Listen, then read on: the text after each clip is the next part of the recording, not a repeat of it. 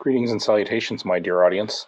This is Joe St. Eggbenedictus coming at you with another writing vlog. An ongoing project for writing my Sunday school curriculum. Thought I'd take the pieces of writing and keep a journal, writing blog, vlog, or whatever you want to call it, and just share the different parts of the writing process. I want to give a shout out to my pal Mike, to all the visionaries and mystics out there. Thank you for joining me. I'm so glad you're here. One of the hardest things for writers to face is the threat, challenge, and opportunity of a blank white page. There's nothing more intimidating than seeing a white page and trying to figure out how to fill it, especially when you know what you want to say, and you have a lot to say, but then you have to make decisions on how to say it, which can be the most challenging thing that can come of really any writing project. I always think of good advice, simple advice from one of my old professors, that you should, when writing or doing a project, begin at the beginning and end at the end. But really, you have to overcome that white space. The first thing I try to do is the simple part of structuring the writing. I have to do, for the learners or study guide, I have to do 4 sections, reflecting, studying, kind of a conclusion section, and then questions, like 3 or 4 questions with little explanations. So the first thing I try to do is basically structure that. I use an old template and make sure I save the file and go from there. And then once I really have done that, then I get to the writing. But the writing really doesn't come right away. For me personally, I need a vision of the words that I need to write. Once I start, I'm good, but how to start each of my projects or even each section really requires some vision on my part. I have to see the words. I have to make sure that they make sense and are somewhat coherent. And then I have to do the trick of remembering the words, because sometimes I'll be in bed or in the shower or just driving, and I'll get a series of just sentence after sentence. The only problem is, if I don't write it down, I forget. And oftentimes, sentences in my head turn out a lot better than they do on paper. So it's always been a struggle for me to try to figure that out and try to do that. But once I have a vision, I get to writing. For this particular lesson, this being the first, I've been thinking about how to start for the last week and a half. I know that my date for this first lesson of 5 is June 29th, which comes a few days before Independence Day. And the real hook that I wanted to go with was the fact that Exodus is Israel's declaration of independence, or at least God's declaration of independence, that it really is a story of liberation. And one of the things I try to impress upon people in my church and in all my lessons is really Scripture, from beginning to end, really is a trajectory of liberty and of freedom.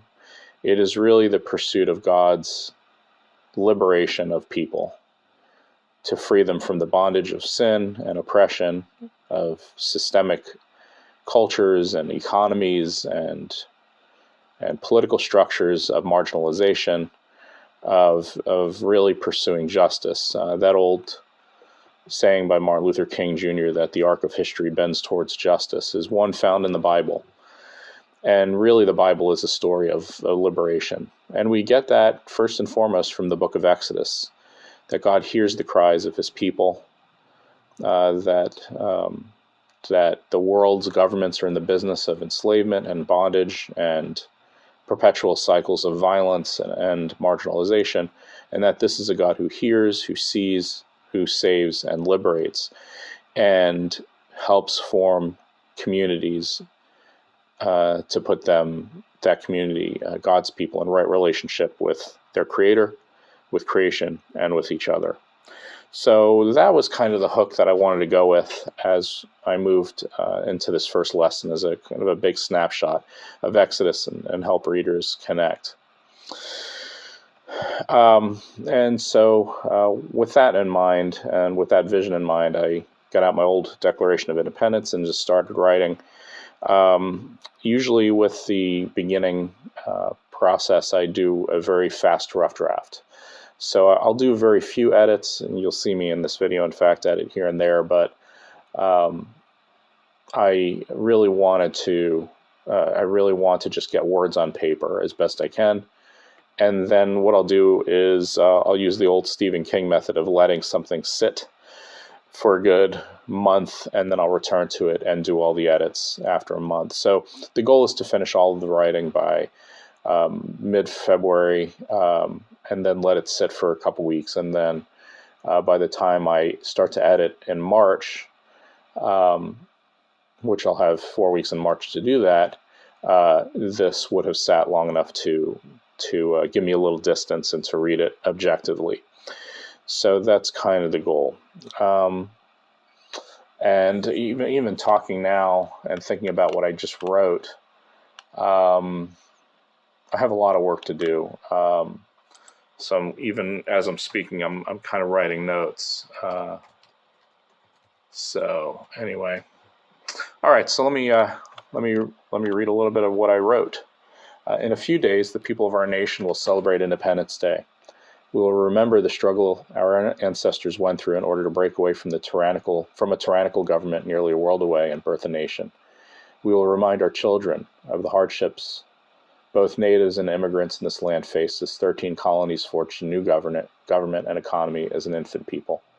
Independence Day will bring meaning far beyond barbecues and fireworks. It will bring forth meaningful conversations during an election year that center on the fragility of our freedoms, the promise of democracy, and the weighty responsibility of living in community together. It will be a time to affirm anew those old, tried and true values enshrined in the Declaration of Independence, that all men are created equal, endowed by their Creator with certain inalienable rights, that among these are life, liberty, and the pursuit of happiness. This month we are studying Exodus, the second book of the Hebrew Bible. Although it makes up only one of 5 books known as the Torah, or the Law of the Old Testament, it is so much more. It is Israel's Declaration of Independence, recording the great epic of when God liberated Israel from the bondage of slavery, fulfilled a promise to bring Israel into a land of milk and honey, and dispensed a miraculous set of laws that got at the heart of what it means to be beloved community. Indeed, the story of Exodus opens with the greatest of all oppressions.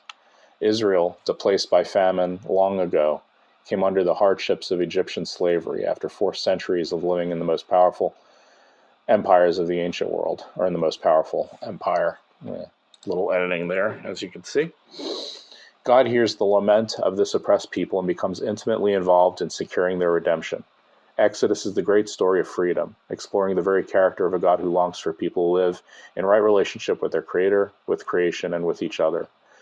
And then I started a new section studying. By the way, that section is supposed to be like 325 words long, so you'll see me cut and paste and just count the words. And then I moved on to the studying section, which is about 1,000 words, or just under 900 words. And I want to say more about Exodus, but the paragraph I have so far as this video goes, is God's response to the cries of Israel begins with God's call of a refugee who grew up in 2 worlds, the world of Israel and ancestors of old, and of nobility in the majestic household of Pharaoh. He is the perfect person to bridge the divide between Israel and God, to help guide and direct a people who have forgotten the power and the blessing of a birthright afforded to them so long ago. So that's really it. That's what I have so far. Now I'll get into the meat, the studying part, which is the central part. We'll get into the nuts and bolts of the text. I have an outline in which I'll break up Exodus 3 into 3 parts, which is the call, the disclosure, which is God's self-revelation, and the commission, which is God calling Moses. So that's the plan, and I'll just write until I get tired of writing. So this morning, between setting up the camera and writing this part and kind of going over this, I'm kind of tired. I woke up at like 6:37, so I'm ready to get some breakfast and pray and do my daily devotions, and then maybe I'll return to this later. But my goal is to finish this particular lesson,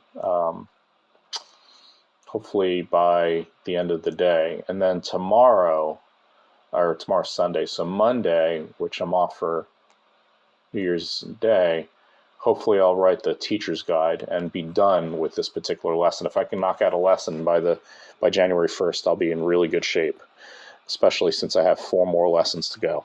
Well, thank you for joining me, and hope all is well, and hope you have a wonderful new year. By the time this video comes out, I think in April, is it March? Maybe April. I'll be well past this project, but that's just how these video schedules work out. So have a wonderful day. Be sure to like and subscribe. Thank you.